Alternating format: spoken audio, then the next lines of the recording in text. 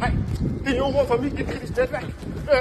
Jeg har skaffet finansiering til den næste rapport, men prøv lige at se, hvad vi fandt ud af i den første rapport.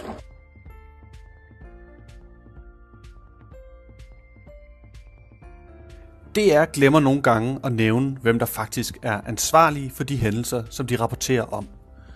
Men hvor grelt står det egentlig til? Det skal vi se nærmere på, men først skal vi høre fra vores korrespondent, Cecilie Nødkjær. Vi er her på gerningsstedet og har et muligt vidne, som kan fortælle, hvad der er sket. Så du noget? Det kender jeg ikke noget til. Ja, DR og andre danske medier spørger de ansvarlige og tillægger deres svar så høj vægt, at det bliver utydeligt for læseren, hvad der er sket. I kun 2 ud af 19 overskrifter om dræbte nødhjælpsarbejdere oplyste DR, at Israels militær stod bag. Prøv at se det her eksempel. Der står ikke noget om Israels ansvar i overskriften. Og nede i teksten antyder de Israels ansvar, men med formuleringen, at de oplever det som om, at Israel forhindrer nødhjælp. Ja, så kan man vist ikke distancere sig mere. Og her er et andet eksempel, hvor de ikke nævner de ansvarlige i overskriften. Men nede i teksten kan man se, at man godt ved, at det var et israelsk luftangreb.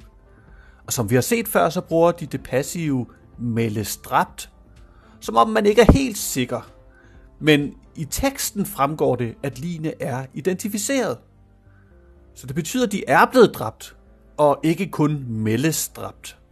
Hvis man ser på alle artikler, som handler om dræbte palæstinensere, er det i hele 2 ud af 3 tilfælde, at DR har undladt at udpege Israels militær som ansvarlige.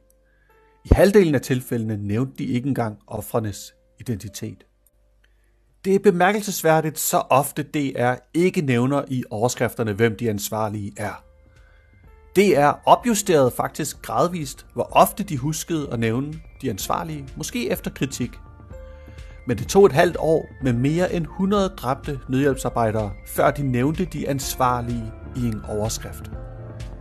DR har sløret offentlighedens forståelse af ansvar ved ikke at gøre det tydeligt, hvem der har været ansvarlig for drab på tusindvis af palæstinensere og hundredvis af nødhjælpsarbejdere og journalister.